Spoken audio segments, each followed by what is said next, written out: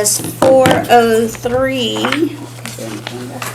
Here you go. I thought you were WR Rock. So I will call the special called work session of the mayor and council for the city of Snellville, Georgia, Monday, September 11th, 2023 to order. We have a quorum, everyone's present, and then the purpose of tonight's meeting is to give us a preamble to what we're going to be doing tonight and kind of set the stage. I think between Chuck and Butch, they're just going to walk through what's going to happen tonight and what it is that we're actually doing. This is not a court of law. I'm not a judge. Don't even claim to try to be one. So I'll turn it over to whichever of you wants to start. Okay. Well, and this shouldn't be a terribly long work session, but since we haven't done one of these before, I kind of wanted to go over kind of what the ground rules will be for the night, and also I've kind of been the go-between with, there's 3 attorneys out of the 4 cases, one, unless they show up with an attorney, they're pro se. So I've had contacts with them and been back and forth as far as, you know, what the procedures are going to be, but we're going to call them in the exact same order that we received the application. And as I recall, that will be Seth, I believe his name is Weirdo, or I'm not sure if I'm pronouncing it right, I don't know, but he is the first case, and then I believe Matt Reeves has the second case with Mr. Camp and Mr. Harrison, and then after that, Mr. Ald will be representing Mr. Jayton Shaw in his case, and then Ms. Couts will be the last case of the evening. We've indicated, I believe, that the first thing that will happen is Butch will just give a brief introduction of the address, the location, make sure we're on the same page. Everyone should have received the Dropbox link. Has everyone been able to review the documents? Okay. So that's why I just bear in mind that the Dropbox links all have personally identifiable information in them. So I would recommend if you did print anything out, you need to, when we're completed with this process, you need to destroy that or return it here, and we'll make sure it's destroyed here. If you've made any digital copies, you need to make sure that those are destroyed, and I would not keep the links after this, just because if, God forbid, someone ever stole your computer or your iPad, you want to be able to say that that was all removed from your system. So just bear that in mind. Once Butch gives the presentation, the council members will have an opportunity, if they wish to ask any questions of Butch. They should be limited. Well, you have the opportunity to ask the questions you want to ask. I'll just leave that at that.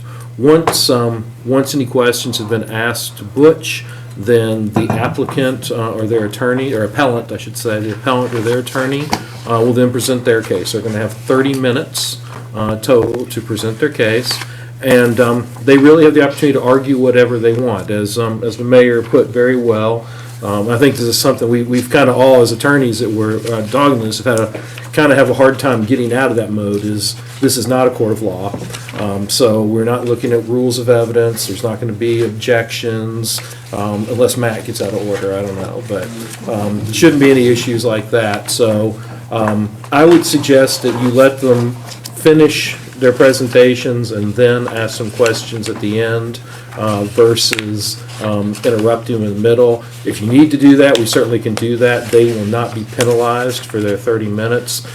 I'll keep time there, so I would, if you ask questions, I would stop to make sure that each of them has their full 30 minutes.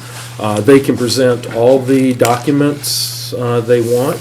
I think at least 3 of the 4 applicants all submitted open records requests to some degree or the other, and have requested a variety of different documents as well as their own applications. And then after that, after each case, then it'll be up to it'll be just like a regular council vote. There will be a motion either to I guess the proper motion would be to grant the appeal or to deny the appeal.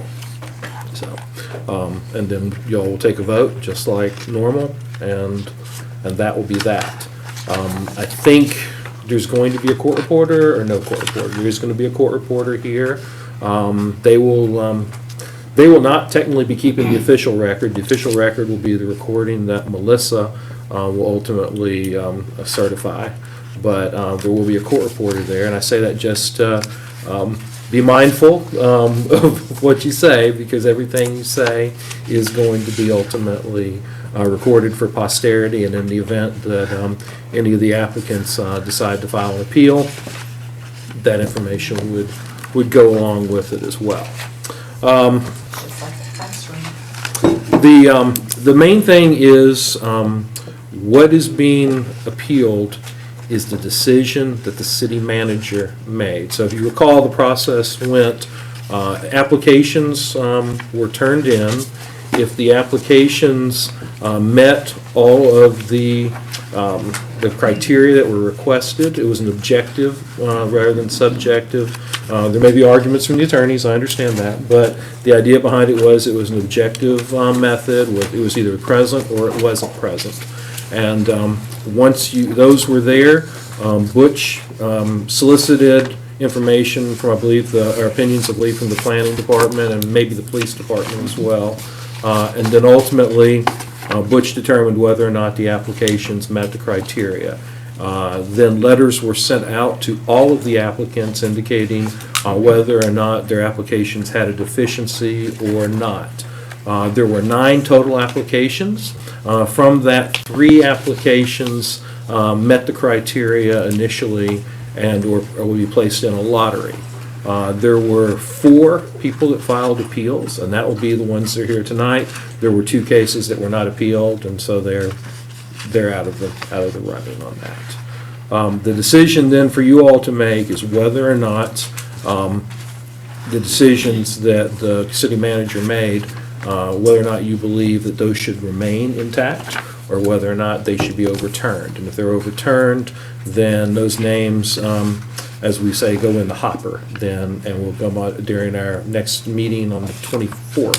25th. We will literally have I don't know if it's going to be a ball machine or exactly what it is, but it literally is going to be a random selection out of all the people that are in the hopper, for lack of a better term, and whoever gets drawn out of that will then get the license. There will be a 30-day period after that, or is it 20? Maybe 20. But there will be an appeal period as well after that. So there is an opportunity that someone could file an appeal from the outcome of that as well. Although, I'm not sure what the appeal will be based on the balls being weighted or something like that. But nonetheless, there is provision in there for an appeal. You all have the package. The only addition that you don't have, I've laid in front of you, and that is listed as a stipulations of facts, and that is in reference to the Jayton Shaw case. That's the one that Mr. Auld will be representing. And that is essentially, and just to tell you all what happened on that, Mr. Auld had contacted us and indicating he wanted to have the opportunity to have examination either through a deposition or live testimony of Mr. Sanders and Mr. Thompson.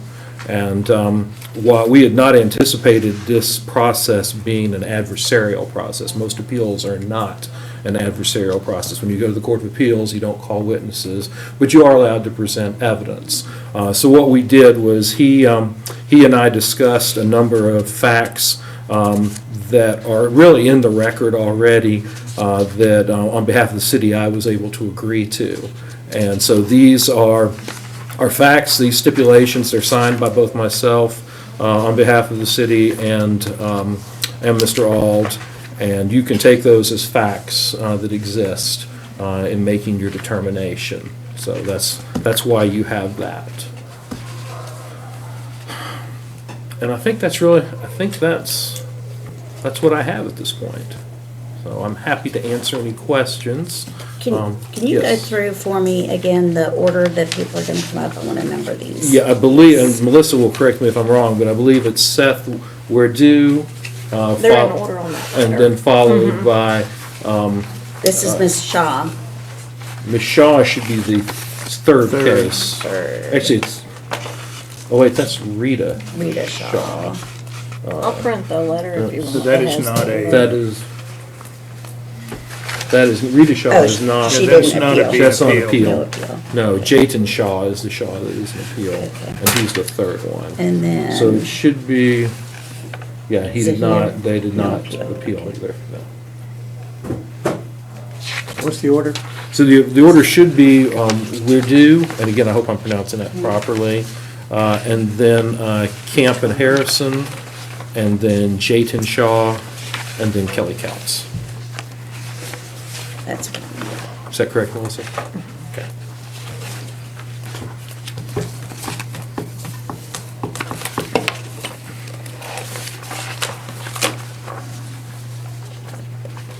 Did you go over? Maps.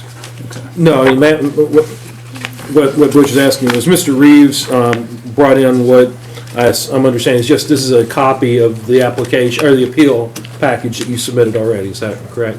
So this is what you have that was in the Dropbox, but he has opted to have a printout, and you certainly are, again, as I said, all the attorneys are welcome, or the appellants, I should say, because there is a pro se, are welcome to bring whatever they wish. If anybody didn't get one of those copies, let me know, and I've got some more. okay, and so will you go through each one, just give us the highlight of exactly what's being appealed? Just one more time as a group? Sure. And then that way, because I just want everybody, we just need to be really sure about what it is that we're focused on. You know, there's a lot of information, there's a lot of criteria, but the only thing we're really reviewing is the exact reason why Mr. Sanders denied someone. So anything else in that application really doesn't come into play other than the reason why they were denied. It'll take me just a minute to get my letters up. I've got these right here. Have you got a copy of all the letters? If you have them handy, I'll just work off those. Okay. All right, so the first one is Mr. Seth Werdue. And again, I hope I'm pronouncing that properly. It's Wiredu. And his company is Nico's Wine Depot / Snellville Beverage. He is the individual that operates Nico's Wine Corner in Snellville currently. He bought it from Nico. And this location is 1890 Rockdale Circle. Specifically, the location is between the QT and the Pawn Shop on 78 at Rockdale Circle. So that is the area. Actually, the property, if you look in his application package, it's kind of an L-shaped property. It is a narrow strip between the two businesses there, and then it actually, as I recall, goes all around the back of QT. So Mr. Sanders denied that application as there was not a site plan provided. The proposed location lacks direct access to a traffic light, and no easement connection was provided. Any proof of required insurance was not met, and there were some incomplete sections to the application. We did receive in his appeal, he provided supplemental information. I think it has been the policy, just like in any type of contracts where the city does, once a deadline has passed, the city does not accept the supplementation. So although he did provide some of those that would otherwise be compliant as he missed the deadline on those were not persuasive to Mr. Sanders when he received those. The second one is, it's listed as Mr. Camp, but it's a joint application between Donald Camp and and Mr. Harrison, I believe. And that property is the Snellville Beverage Store, to be located at 1945 Fars Road. Just to make sure, this one is, I know this will be an issue that Mr. Reeves will be raising, so just we'll put this on there. This is a location in the Park Place Shopping Center. It would be on one of the vacant lots. I believe it's behind Freddy's, and it's across from where the self-storage will go next door to the Hampton Inn. So it's in that corner there right off of Fars Road and 124. It's straight on to 12 Stone Church from there. But distance is fine. Distance isn't an issue with the church. That application, again, Mr. Sanders found the application was not complete. Significantly, there was not a site plan provided for the proposed use. There was no boundary survey provided, and fingerprinting and background investigation information was listed as incomplete. Mr. Reeves will be presenting his appeal, and I know from the packet he has addressed those issues, and that will be your all's decision on how you all wish to respond to his arguments. The next one will be Jayton Shaw. Jayton Shaw's property is, and this is Nico's Fine Spirits number 2. I'm not sure of the relationship between Jayton Shaw and Nico. Considering most of the documentation was very similar, including, I believe, Nico's driver's license was included in the packet, I assume there's some relation there. But this application is for Jayton Shaw at 2752 West Main Street. That is the property located across from the old, I call it the old hospital, but the original hospital. It's still a branch of East Side there, and next to the Gwinnett Clinic. And it was most recently, and I think all of you were on council during the zoning action. There was a zoning action at that property to put a a hotel there. So that property has recently been before you all. Now, the sole reason it was denied was it lacked access to a traffic light, either directly or through an easement. Now, this is the reason for the stipulation that is in this packet.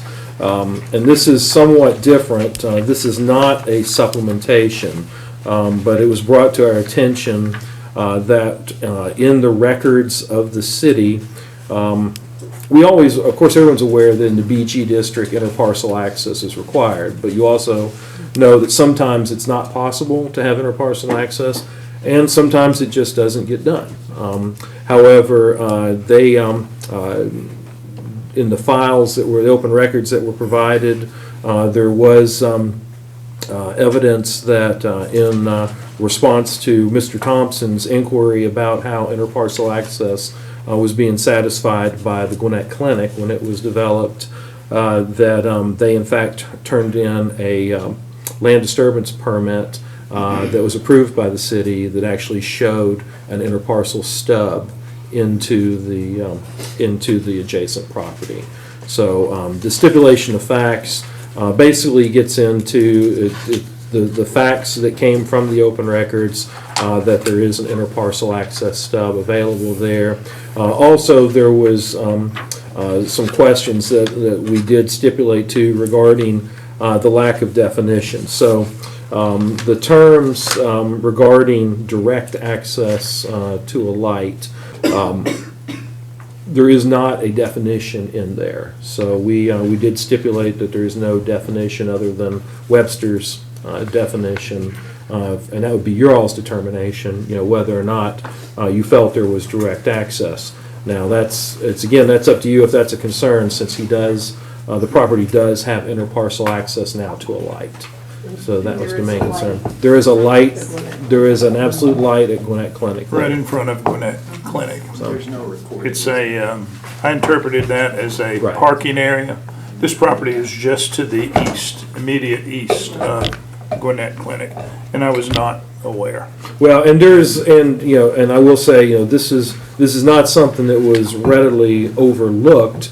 There is not a recorded easement per se that is actually recorded, but it is in the official records, and it is an official requirement, and it was an accepted permit by the city with that information in it. So it was just something that's there, and it was, you'd had to look in those records to see it. So, and then the last one is Miss Coutz's, and But in their submission of their site plan, I'm looking at it, did not include access to that. that's correct. Okay. That's correct. It did not on the site plan. And, excuse me, but it looks as though the property of Gwinnett Clinic was developed in 1995. It actually says the building was built in 1975. Is there a access requirement on that zoning? I don't know. I can speak to that. Okay. The access requirement was placed when they redeveloped. They're adding, like, never-ending projects going on 4 years. They're adding an additional building behind that building. In order to get permit, they had to show Okay, so the Gwinnett parcel Clinic, activity, yeah, and then it was normally recorded as a part of the CO process, and that has not happened because they're not done yet. right, okay. So- I just wanted to make sure, Yeah. because it looked as though we were falling back on something from 1975 potentially, and, okay. No, it was actually, Should be it about was 3.5 years ago. 2009, 7/16, it was 7/16/19. Yeah, So, and I'm just going off when things were built and when they were transferred ownership. Thank you. Yeah, any other questions on that one? Okay, and then the last one is Snellville Beverage Center. That is Miss Coutz's. It's actually her and a partner. That's 2145 East Main Street. That is I believe it was Auto Bell, but it was the car wash in Snellville Oaks, is that location. And the reason it was denied was because it falls in the town center overlay. And the town center overlay does not allow package sales of distilled spirits in the town center overlay. Ms. Coutz's appeal is based upon the issue that Municode did not, when they published, did not publish the version of our ordinance updates that was sent by Melissa. And it left a blank in the use table for town center overlay for package stores of distilled spirits. So the argument that she has made, and it'll be before you, is whether or not you believe, based on the fact that it was left blank, that that should be a reason to overturn it. She was not aware.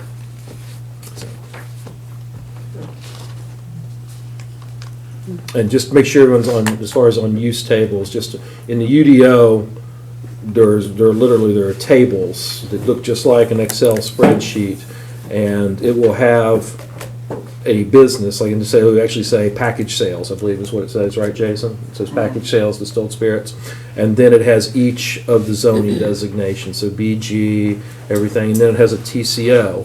And then there's a legend at the top, and it'll either say, I think P for permitted, L for limited. and then there's a dash for no. And in this case, there was just blank. There was nothing. So, But it was blank, but there was no P there either. there was no P there. It was blank. It's very nebulous Are there there. any uses where it is just blank? No, It either be- it should not be blank. It should either be a dash to be, it's exactly what Dave is just alleging. So It doesn't say it's not allowed, it doesn't say it is allowed. It should have had a P if it was allowed, it should have had a dash if it wasn't allowed.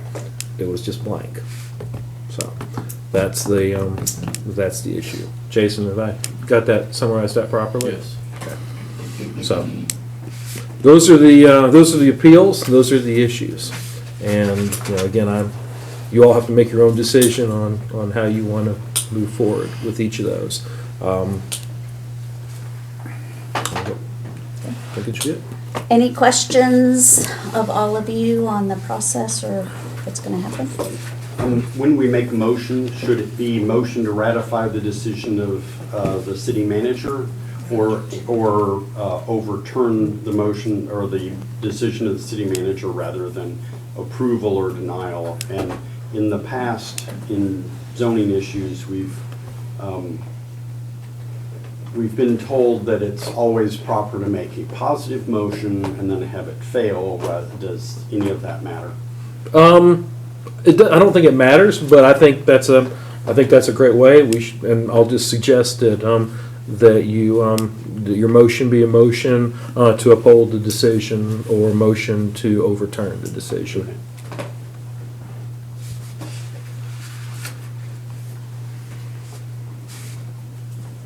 Everybody good?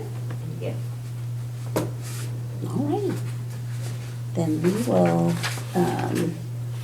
is there anything else we need to talk about before we go? I don't think so. I'm sure Got a good overview. the two attorneys that are here will tell me if I've done anything wrong, so I may come to you in a few minutes after I talk to them if they have any concerns. So. They'll have their time. They've got their time a little bit. They're both on the clock.